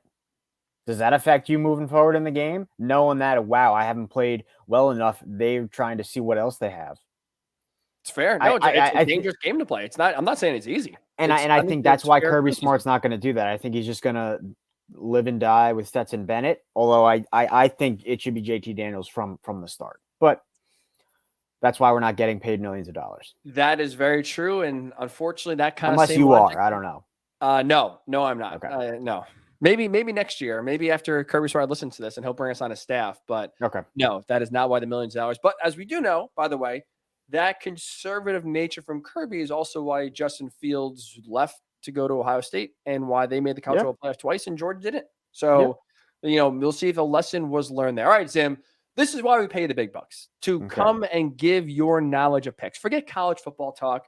Forget the fact that you get paid to talk college football. We bring you on the show here to get your picks. No one has gone 5-0 so far this season. It's the final edition of the 2021 year. Do you think you can kind of go out with a bang and give us a 5-0 week? No, I don't. Like we said, folks, we saved the best for last. So let's get right into the college football playoff talk here. We kind of talked about it before, but let's get your official picks on the record. Bama, Cincinnati in the Cotton Bowl. Bama 13.5-point favorite. I think I know where you're going, but let's get it on the record here. Bama covering or Cincy going to keep it close? Bama's covering. Give me the minus 13.5. I think it's going to be a 20-point game at least. Ooh, man. Thanks for coming, Bearcat. Just to talk about Bearcat beatdown. I'm going to go with Cincinnati. I think they're going to cover it kind of for two reasons. Like I said, I think they match up well, but also I will say the inconsistency of Bama scares me. I don't think we'll see the same Bama on Friday like we saw in the SEC title game. I will say, one X factor. Cincinnati, great at turning the ball over. Third in college football in terms of turnovers forced. That's how you get games close. That's how you flip games on their head. If they can get a turnover or two, Sauce Gardner maybe getting a pick, all of a sudden look at it. You just want to say that name again. Of course. Who doesn't? Who absolutely doesn't? Yeah. That, I think, keeps the game close. I will say Alabama wins outright, but I do think Cincinnati covers, makes this a game. And I don't think it should factor into future decision-making because every team and every season is different. I do think, though, this kind of game does make people second-guess going forward about, does the Group of 5 truly deserve to be in? And whether it's college football playoff expansion, automatic bids, whether it's just, again, if we stay for a 14 playoff for Don't get me started with automatic bids. Another situation, another area where we disagree, shocker. But I do think respect will be given to the Group of 5 and others after this big-time performance by Cincinnati. So you're saying blowout. I'm saying nail-biter. You'll take Bama. I'll take Cincy. Georgia and Michigan. I think Georgia's going to cover the 7.5 here. I do think they will handle Michigan and win. You got a close game here? Yeah. Oh, yeah. I think I think it's going to be within 7.5. I'm still going back and forth on who wins outright. Wow. So you're even that. So right now, I think it's going to be closer than 7.5. I can't tell you who's going to win because I'm still going back and forth on that. But I do think spread is going to be much less than 7.5. 7 o'clock Friday tomorrow, right before kickoff. You gonna flip a coin to see who wins? No, I think I'll have my pick by then. You'll have a decision. Okay. So no hat picks, no coin flip. Okay. All right. No. Close game though is what Mike Zimmerman is guaranteeing. Okay. So actually, it's of course, like I said, in the open, we disagree on almost everything. I think Cincinnati, Alabama is going to be close. You say blowout. I think Georgia's going to dominate Michigan. You say very close game. Maybe even Michigan wins. That is very on brand so far. Zim, how about the NFL? Mm-hmm. 3 big games in the National Football League. Chiefs at the Bengals, 2 of the hottest teams in the AFC. Chiefs on the road, 5-point favorites. What we got here, Zim? I like the Chiefs -5. I think they're rolling now. I think they finally figured out what would, whether it was protecting Mahomes, whether, whatever the issues were early in the season and middle of the season, I think they finally figured it out. I think Bengals are definitely one of the 3 best teams in the AFC. I just think the Chiefs are so hot right now that it's going to be hard to stop them. I like the Chiefs -5. I think they'll win by a touchdown. 3 picks, 3 disagreements. I will take the Bengals +5 at home. The reason why I'm taking the Bengals is I like their offense a lot. Obviously, right? Joe Burrow, T. Higgins, Jamar Chase, Tyler Boyd. They're a lot of fun. Joe Mixon. Yep. My question is more about the Chiefs defense. Like they have been absolutely great. Like they have been part of the reason why the Chiefs have turned around from 3-4 to now 11-4. But it's like you look at the teams they have played. They play the Cowboys, and the Cowboys, they don't play well. You play the Packers, but with Jordan Love, the Raiders offense doesn't really scare. Like they haven't played a lot of prolific offenses. This is the best offense they're going to play since Josh Allen and the Bills. If it's a shootout, who do you give the edge to? Which offense? I would still give it to the Chiefs by far. There you go. But with the Bengals getting 5 points at home, I think if it's a shootout, you still keep it close. I will trust Joe Burrow and co to just put up enough points to keep this game close. I think the Chiefs win the game. I'm with you there. But I'll take the Bengals with getting 5 points at home. I still can't trust the Chiefs defense going against a prolific offense to make enough stops where they're going to win by basically a touchdown or so in this game. So that's why I'll take the Bengals +5. You go Chiefs -5. Rams at the Ravens. Now, we have no idea if Lamar Jackson is going to play. I don't know if you saw yesterday the video of Lamar Jackson on social media. He's back at practice for the first time since injuring his ankle, limping around. I don't know what kind of grass they were practicing on. It's like the grass is all dead. So maybe that's why Lamar Jackson and every other Raven tore their ACL this year, because they're playing on horrible grass. But anyway, that aside, Lamar Jackson's limping. Tyler Huntley is back off the COVID list today. We have no clue who's going to play quarterback for the Ravens on Sunday. The Rams come in on the road, West Coast, East Coast, 3.5-point favorites against Baltimore. Where are you leaning here, Z? Rams -3.5. And I think it just comes down to just the uncertainty on the Ravens side. I mean, we saw Lamar Jackson's not healthy. Tyler Huntley off the COVID list. Who knows how that affects him? Even if Huntley was healthy, he's shown flashes, yes. I just don't think, at times the glass slipper either falls off or breaks. I just think the Rams roll in this one. I would agree. We are first agreeing Rams -3.5. So that means you are screwed on that. That's a guaranteed loss. Now, let me ask you this: if this changed your thinking at all? Tyler Huntley starts. You have the Rose Bowl on Saturday, Utah, Ohio State. A lot of Ohio State's great players are opting out. Utah's been one of the hottest teams in college football. If Utah wins the Rose Bowl, Tyler Huntley, former Utah quarterback, do you think that gives him a little extra juice for Sunday, where maybe all of a sudden he can, turn back the clock and have another great performance like he did against the Packers? Is Saturday's Rose Bowl going to impact Sunday's game? No. Okay. No. They're just trying to just throwing it out there, playing a little devil's advocate, trying to get, your thought process. I would agree. I would absolutely agree. I think that's why I'm going to go with the Rams -3.5. Final game this slate here, Zim. Cardinals, a team that is struggling. Cliff Kingsbury. Woo. Yeah.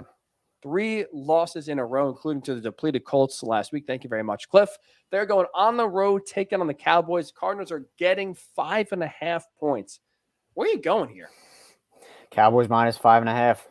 I just think Cardinals are free falling right now. And I think they're just going to ride that slide down. I think Cowboys, not a very great, I don't think Cowboys are a great team. I just think they're kind of, staying status quo. And status quo against the, declining Cardinals, I think that's good enough to win 5.5. I would agree. And I actually would agree with a lot of what you said, which is scary. But the Cowboys, right, they beat the Washington football team. They beat the brakes off them. I get it. That is not changing my perception of the Cowboys. I still don't really against the Packers, against the Rams, against the Bucks. I'm still not feeling I'm not picking the Cowboys to beat any of those teams in the playoffs. I'm still not sold on the Cowboys as legitimate Super Bowl contenders. The Cardinals right now, what is Cliff? You're a Wedding Crashers fan, right? Yes. So you know what Maryland does, right? Crab cakes and football. What does Cliff Kingsbury do? Good-looking guy. Second half collapses. We saw at Texas Tech almost every single year. He has brought that over to the NFL level with the Cardinals. This guy, I don't know if he just doesn't adjust, if he keeps everything the same, if he just stops coaching half the year. I don't know. He's a great mansion. He's living in Arizona. Maybe he's, I don't know what the hell he's doing, just living life and not caring. The second half of the year, his teams have played brutal. We are seeing it again. It's not an accident. It's absolutely not an accident. Right now, the Cardinals have lost 3 in a row. 2 of the 3 losses, by the way, are to COVID-depleted teams in the Rams and the Colts. And the Lions, by the way, is the other one in the middle, blown out. What are we doing here? I'm with you. The Cardinals are struggling on the road. I don't think that they keep this game close. Cowboys -5.5 at home. I am with you there. So we have 2 agreements. Cowboys -5.5 at home against the Cardinals. Rams -3.5 at the Ravens. We have 3 disagreements. You're taking the Chiefs -5. I'll take the Bengals. You're taking Michigan +7.5. I'll take Georgia. You're taking Alabama -13.5. I will take Cincinnati. All right, Z-Man. This is where the magic is made. This is where the proverbial money, if you will, is truly made. The upset special. Where are we getting 2 bonus points? Forget 5-0. I should have even said that. How are we going to get you to 7-0 this year with a flat-out underdog win and 2 bonus points?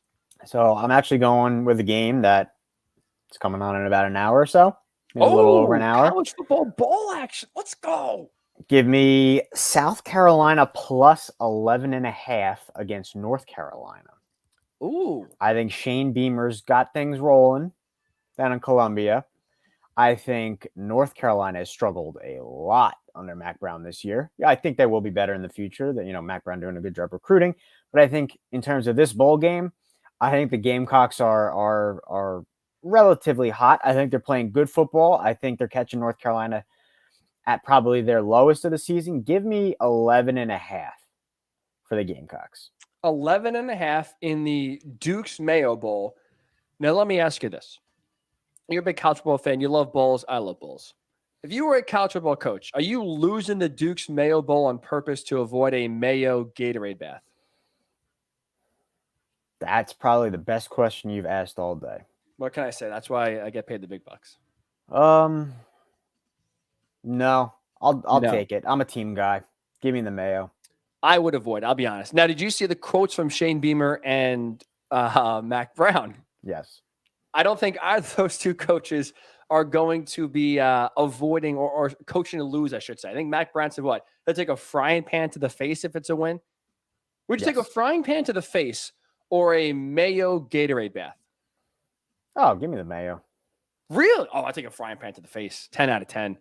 If winning the game meant one of my players gets to stand there and swing a frying pan in my face, but you can just take a shower and the mayo's gone. The frying pan to the face, you got to live with for the next week or so. But the mayo, okay, let's go through logistics here. You get the mayo dumped on you. Well, you're not going right to the locker room. The mayo is dumped on you. You probably got to do a post-game interview for another 5 minutes. Then you got to get the trophy ceremony. You probably get more mayo in a jar, and maybe they bring out an entire tub of just mayo jars, and now you got to live with, and you got the disgusting mayo on you. You're probably smelling. It's all in your hair. It's all in your clothes. You're standing there. Maybe it's cold. I don't know.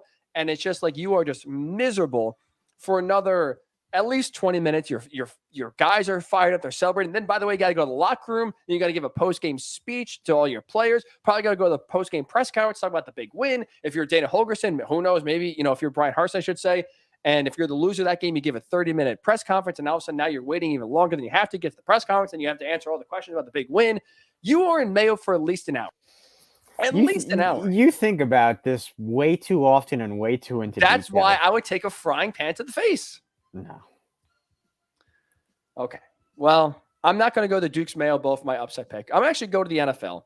I'm going to take a team that has been relatively, I guess we'll call them hot. The Lions. How about the Lions? They beat the Cardinals 2 weeks ago. They keep it close against the Falcons last week. They are getting 7 points on the road at the Seahawks. Maybe Russell Wilson's final game. Either way, the Seahawks right now are a mess. You just lose to, at home, Nick Foles and the Bears. I mean, look, I would say, right, when I said the Lions are better than the Bears or Nick Foles, I maybe would go there. So would I. I think Matt Nagy, I don't know what he's doing. But yeah. Dan Campbell has got the boys playing well. They're hungry for some kneecaps. They're playing hard. You give me a touchdown on the road against just a checked out Seahawks team. That's where they are right now. That is, I will take the Lions +7, and that's good for you as a Jets fan. Just get that pick higher and higher. Crank it up. Exactly. I think for that game as a Jets fan, you got the Lions winning, which moves them back in the draft, and that would move the Seahawks pick up. So I think all Jets fans need to be rooting for Detroit. Wow, that's a true win-win there for your squad, the JETS Jets. The Red Hot Jets coming off a big-time win over the Jaguars where you were not the most incompetent team for a week. See Trevor Lawrence spiking it on 3rd and goal. That has to have you feel a little good, doesn't it? Let's just see how, next week does. I just want to see progress. That's all.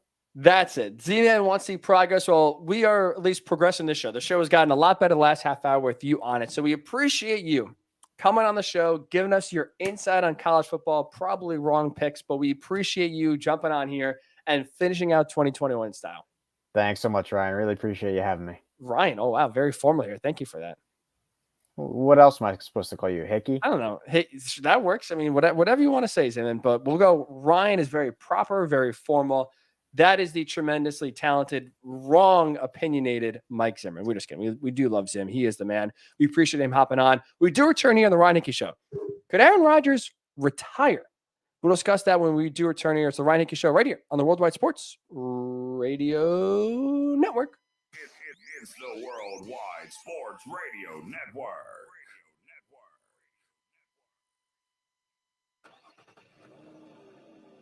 Of course my kid's in the right car seat. Well, I think he is. Yeah, my kid's in a booster seat. He was ready to move up. He is ready, right? Her car seat looks like the right size. There are probably rules on when to move up to a booster seat, aren't there? Rear facing, forward facing. I think I have it right. Car crashes are a leading killer of children 1 to 13. Are your children in the right car seat for their age and size? Don't think you know you know. Go to safercar.gov/the right seat. I know my child's in the right car seat, or else I wouldn't get in the driver's seat. Brought to you by the National Highway Traffic Safety Administration and the Ad Council. You don't usually get a stock tip from a 16-year-old, but I'm here to tell you about a different kind of stock. It's called Better Futures, a stock for social change that's not about making money. Instead, you invest to help students like me go to college. This is beyond a simple donation. It's the opportunity for America to invest in its kids and take an active stake in the future of the country. The return on your investment isn't money. What you get back is knowing you protected our potential. So one day, that potential can grow up to become surgeons and architects, executives and engineers, people who can change the future just by being a part of it. My name is Alicia, and I am your dividend. Invest in better futures with UNCF. Visit uncf.org/invest. A mind is a terrible thing to waste, but a wonderful thing to invest in. A public service announcement brought to you by UNCF and the Ad Council. This is Nnamdi Asamoah. I play football for the Philadelphia Eagles, but what I do off the field with United Way might be more important. I'm a volunteer tutor and mentor. Why? Because over 1 million kids a year drop out of school, and that's not okay. It takes 12 years to create a graduate, but it takes about the same time to create a dropout. And the difference between a child becoming one or the other could be me, or it could be you. Studies show that if we get to these kids earlier, their chances are better. And kids who read well by 3rd grade are more likely to graduate. So join me in United Way. Suit up and take the pledge. Become a volunteer reader, tutor, or mentor. Because when a child succeeds, we all succeed. Give, advocate, volunteer, live united. Take the pledge at unitedway.org. Brought to you by United Way, the Ad Council, and the National Football League.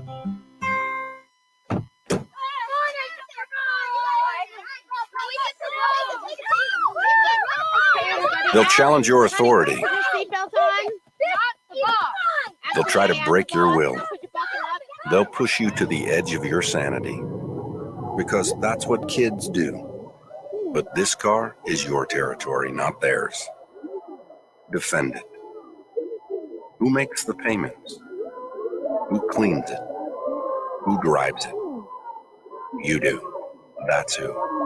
And in here, your word is law. So when you say you won't move until everyone's buckled up, you won't budge an inch. Until you hear that click. Never give up until they buckle up. A message from the National Highway Traffic Safety Administration and the Ad Council. For more information, visit safercar.gov/kidsbuckleup. It's the Worldwide Sports Radio Network.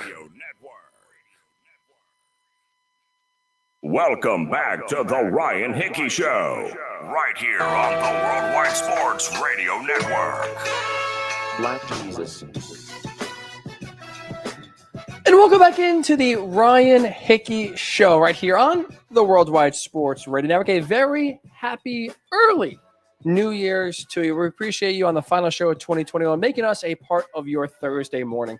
Hopefully, whether you're working, whether you're on vacay, the week has been great. And you're kind of rolling into 2022 in style. As a reminder, the 10 o'clock hour on the Ryan Hickey Show is always brought to you by LC Designs. Charcuterie boards are perfect for all occasions, so make sure your guests are happily fed with some delicious and aesthetically pleasing charcuterie boards made by Lauren Clark. So check out lcdesignsnyc.com, lcdesignsnyc.com for more information. Someone who's having maybe a very interesting end of their 2021 heading into 2022 is Packers quarterback Aaron Rodgers. Right now, his future is, I'm going to steal a line Aaron Rodgers said last year. Aaron Rodgers' future going forward is a beautiful mystery. He said that after the NFC title game, lost to the Bucs last year, that opened up Pandora's box of, well, he's going to return. Is he going to force a trade? Is he going to be back next year? Oh my God, what's going to happen? And that set off, as we know, an off-season worth of panic. For me, I've said this since he decided to come back this year, after I thought he was going to be traded last year. But I do think this is Aaron Rodgers' last year in Green Bay. I think he will be traded after this year. But it's interesting because the discussion and the debate was always, well, is he going to be a Packer or is he going to be somewhere else next year? There was never really a third option until yesterday, where Aaron Rodgers was asked, is there a possibility that he could retire at the end of the season? Here's what Aaron Rodgers said at his press conference yesterday about the possibility of retiring.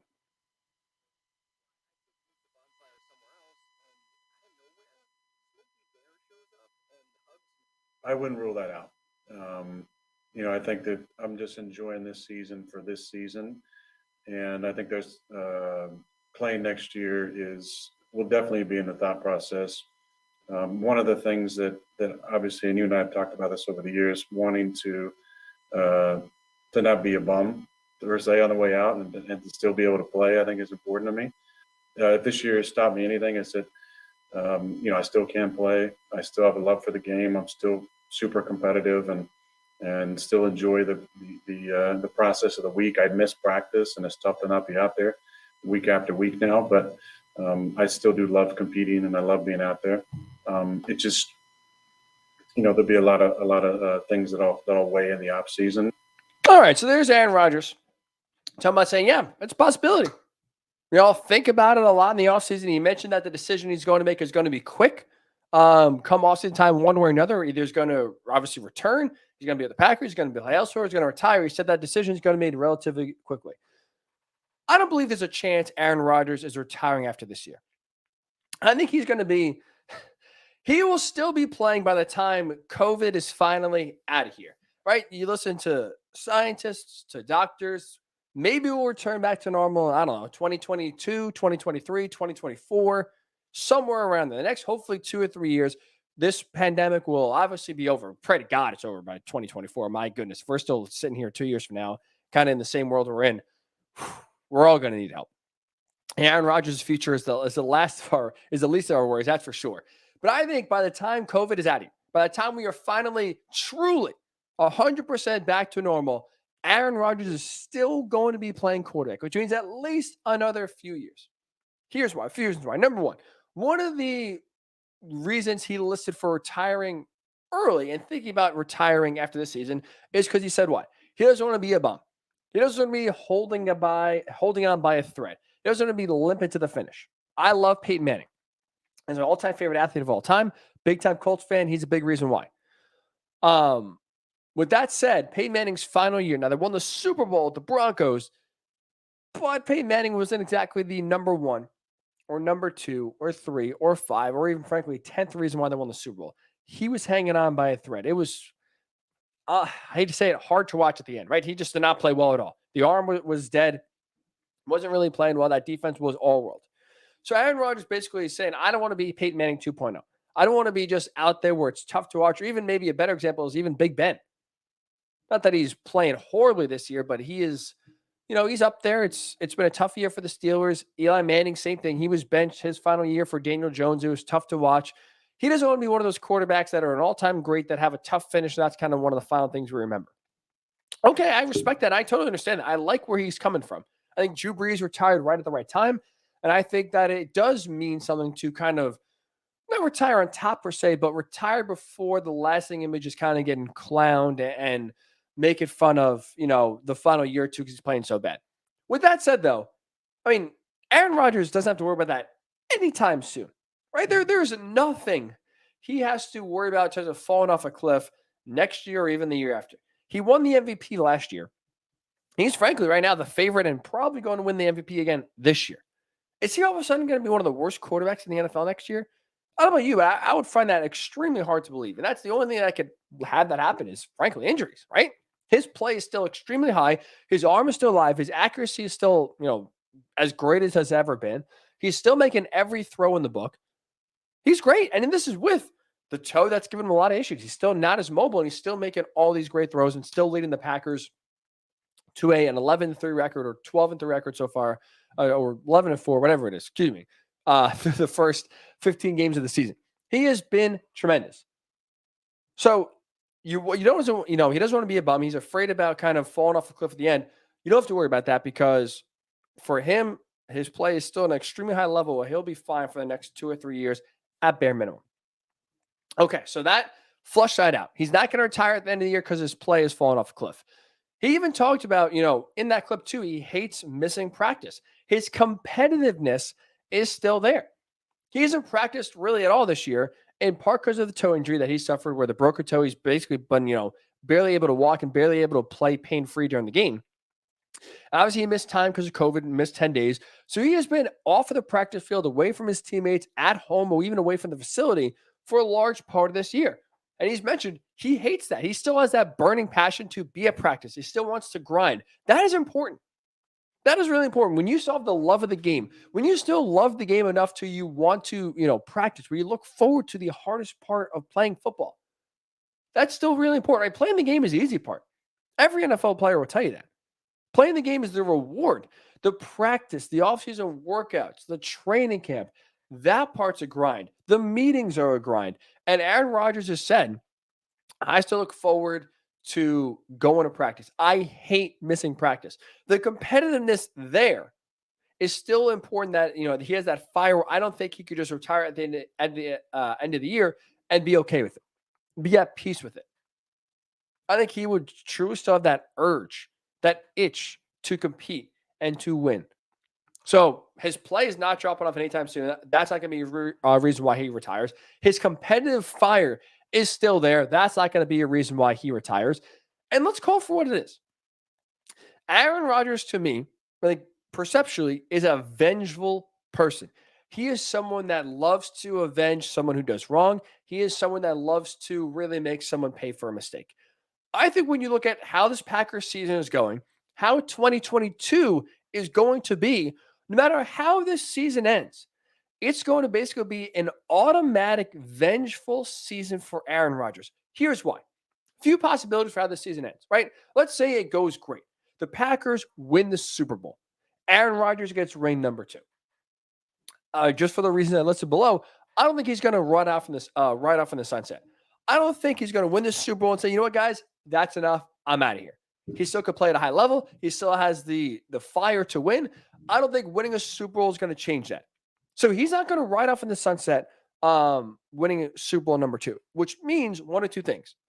Either the Packers are going to say, you know what, Aaron, we were wrong. You were right. We screwed up the Jordan Love pick. We're going to trade him away. We're going to give you a big-time extension. We're going to have you, unlike Brett Favre, finish your career with the Packers and make sure you only put on a Green Bay uniform in your career. You're not going to go elsewhere. We want to make sure we do right by you and not have a Brett Favre 2.0 situation happen. So either he wins, the Packers trade Jordan Love, and he stays in Green Bay, in part because he wants to be proven right. Hey, look, I won. I was right. The front office kowtowed to me. They got rid of a pick where they gave up assets to trade up for Jordan Love, and they got rid of him because I wanted him gone. I think that pride, that feeling of success of I won would lead him to returning for the Packers in 2022. So there's one scenario. The other scenario is the Packers win the Super Bowl and Brian Gutekunst, the GM, Mark Murphy, the president, say, okay, Aaron, thanks, but, see you later. It's a Jordan Love era time. We got what we needed. Now we're going to usher in the future for the next 15 years. So hopefully we go from Favre to Rodgers to Love. That is our goal. And guess what? If you're Aaron Rodgers, you just won a Super Bowl, and now you're getting replaced still. You don't think that's going to get him angry, piss him off a little bit, have him play with some spite for whatever team he gets traded to? I think it would. I think he would have a massive chip on his shoulder because he would think in his mind, even winning a Super Bowl is not enough to keep me in Green Bay. These guys are making a big mistake, and I think he would try to win more Super Bowls elsewhere. So if the best case scenario happens for the Packers, they win the Super Bowl, I don't think he's riding off in the sunset, which means he either returns and he plays longer because he wins the not even Jordan Love, but the Aaron Rodgers versus Brian Gutekunst fight. He would win that with them trading, admitting they're wrong and trading Jordan Love. And I think he would stick around and play longer.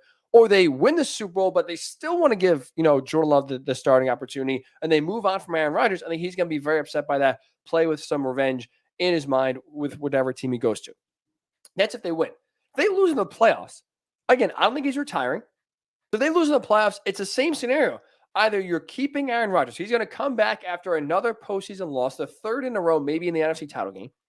And now if they trade Jordan Love, again, you win if you're Aaron Rodgers. So now you have the satisfaction that you beat Brian Gutekunst. You basically made him bow down to you and say, I was wrong. We're trading Jordan Love. You're our guy. And they keep Aaron Rodgers for the future. Also, by the way, is that chip on his shoulder for trying to win a second Super Bowl and coming up short. So you have that motivation coming into 2022. Or again, they lose in the playoffs. We heard him last year be upset about the Jordan Love pick and kind of some of the front office moves. He alluded to his future being a mystery. He really kind of got people stirring about his future. And if that's still not enough, they lose again in the playoffs and the Packers say, it's Jordan Love time. Rodgers, thanks. We're going to try to make this amiable. We're going to try to, or amicable, I should say. We're going to try to trade you to the team you like, but we're going to go with Jordan Love. So if you have Aaron Rodgers coming off another playoff loss where he loses in the Super Bowl, loses in the playoffs, doesn't get back to the Super Bowl, and then, oh yeah, by the way, you basically have your wife, which is what it's been, with the Packers in a work relationship, saying, oh yeah, by the way, you want a divorce, we're breaking up. You don't think Aaron Rodgers is just going to be like, you know what? I'm going to retire. I'm going to just call it a day. No. He's going to be a rebound divorcee. He's going to go whatever team wants him. He's going to be, I think, more motivated than ever. He's going to be in the best shape of his life. He's going to be playing the best football of his career. Just like a recent divorcee. You hit the gym, you look better, self-care. All of a sudden, you're out with more confidence. Now you're trying to spite your ex-wife. In this case, the Packers. I think Aaron Rodgers would have the biggest chip on his shoulder of his career and desperately try to win one, maybe multiple Super Bowls with a brand new team to show the Packers, you screwed up. You screwed up big time. So every scenario with how this season ends for the Packers, good or bad, I think will lead to some semblance of revenge or satisfaction for Aaron Rodgers, or he would want to return in 2022. I don't think he is retiring. There's no shot in my mind he's retiring after this year. He'll be back in 2022. He'll be back in 2023 playing for either the Packers or somewhere else. I still think he'll be somewhere else, but maybe, just maybe, the Packers will admit, we were wrong, Aaron. You were right. Jordan Love's out of here. We're going to keep you around. But either way, whether he's with the Packers or another team, he will be back in 2022 and beyond. One final reason why I believe that. Aaron Rodgers is kind of someone who loves the attention. He is someone who seeks the attention. He can play it off. He could say, the media loves blowing this up. But let's call a spade a spade. Aaron Rodgers last year voiced his frustration with the Packers, coming off a loss in the NFC title game, opened up the door, posed the questions that his future could be down in Green Bay, because he was the one who said, my future is a beautiful mystery. I don't know, if I'm going to be here next year or not. He reportedly told teammates and friends, I don't think I'm going to be in the Packers next year. In season. So this guy's complaining about all the attention that was on him, and now all the media is making all this hubbub of a story that's not there, trying to get clicks off his name. He was the one who first hinted at possibly wanting to leave the Packers. He was the one who told friends and teammates, yeah, I'm not going to be here next year. He was the one all offseason long, from January when the game ended through July when training camp started. He was the one from January to July that could have at any point in that time frame, in those 7 months, could have said, yeah, I'm sick in Green Bay. Yeah, I thought about I'm going to be the Packers quarterback. He could have put to bed all of the questions, all of the talk, all the speculation, all of the worry if you're a Packers fan. He could have put it all to bed by simply saying, I'm staying with the Packers. Instead, in those 7 months, he let it drag on. He, in some cases, added fuel to the fire. And he just kind of sat there and enjoyed his name being brought up every single day in some capacity about his future. He made multiple media appearances on SportsCenter, at the Kentucky Derby. He was doing interviews. He's at golf, celebrity golf tournaments. He had at any point could have said, yeah, my future's in Green Bay. I'm going to stay for 2021. He never did that. Till literally the day before training camp started. That's when he said, guys, I'm coming back. Pulled a Michael Jordan, I'm back. He is someone who loves the attention. And guess what? Guess what happens if he retires? The attention goes away. Sure, it's still Aaron Rodgers. Sure, he's still an all-time great. Sure, we're still going to talk about it, and whether he makes appearances, whether he does, TV after, whether he is just a Packers legend, like whatever he wants to do. Host Jeopardy. If he becomes the full-time host of Jeopardy after, obviously, their previous search, has to happen again after what we know happened. Whatever he decides to do, Aaron Rodgers as the NFL quarterback, that level of attention does not exist anymore. Whether he wants to call games, whether it's be the host of Jeopardy, just live being Aaron Rodgers, his name will not be in the news anywhere near as frequently as he is right now in his playing days. And I think he realizes that. So if you still, want to be on the Pat McAfee show and have people care what you say and have people, always wonder and talk about your every move, playing quarterback in the NFL is still the best way to do that. That's just calling it out as it is. Peyton Manning is still a legend, right? Peyton Manning still is in the news all the time. He does the Manning cast. He, is working with the Broncos. He's still very involved in the NFL.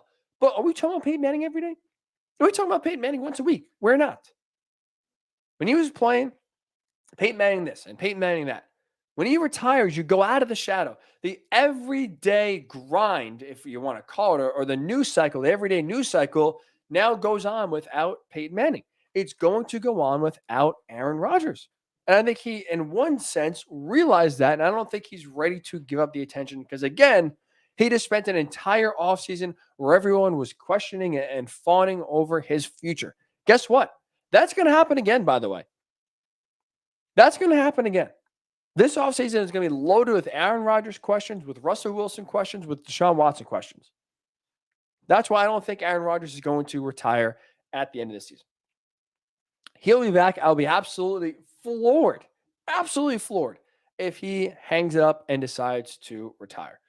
So that will do it for the final 2021 edition of the Ryan Hickey Show right here on the Worldwide Sports Network. Really do appreciate everyone who tuned in, not just today, but this entire year. This has been a blast doing the show from January through now. A lot of fun. Couldn't do it without you guys, obviously, tuning in, being a part of the show, liking the show. We do appreciate, obviously, your feedback and your participation in the Ryan Hickey Show, but not just on this show, but on the Worldwide Sports Network, right? We have tremendous talent. We have tremendous shows all through our network. So make sure you're liking us on Facebook at Worldwide Sports Network, following us on Twitter at WWSRN_radio. If you want to throw a Ryan Hickey Show on Twitter or follow as well, you're more than welcome to. YouTube Worldwide Sports Network, downloading our app, WWSRN for iPhone, Worldwide Sports Network for Android, all different platforms that you can find us here on the Worldwide Sports Network. So we appreciate your support across all platforms, all channels, all different times, tuning into our various shows that we got here for you. Very excited for 2022. The best, hopefully, is still to come. Not hopefully. The best is definitely still yet to come. We're growing. You're growing. You made it through a challenging 2021 and very excited to usher in 2022 where, I mean, look, I'm knocking on wood. So I'm not jinxing here. I am very superstitious, I'll admit. But coming off of 2020, heading into 2021, 2022 is not going to be any worse. 2020 was bad, right? 2021 was better. Hopefully 2022 is even better. We are heading in the right direction and slowly getting back to true normalcy. So that is what the hope is. That is what we're going for. And then I think is what will happen. So anyway, that's a long-winded way of saying we appreciate your support the entire season. It's been a blast and looking forward to 2022. Right here on the Worldwide Sports Network. We will be back on Monday, right? January 3rd, get the new year started off with a big Week 17 reaction. So enjoy. Listen, it's going to be a loaded next few days. A lot of good bowl games, a lot of good college football playoff semifinal games, NFL Week 17, second and last week of the NFL. We are going to have a great, great holiday weekend. So have a tremendous New Year's. Enjoy it. Stay safe. Stay sane. We'll talk to you on Monday right here. Where else? The Worldwide Sports Radio Network. It's the Worldwide Sports Radio Network.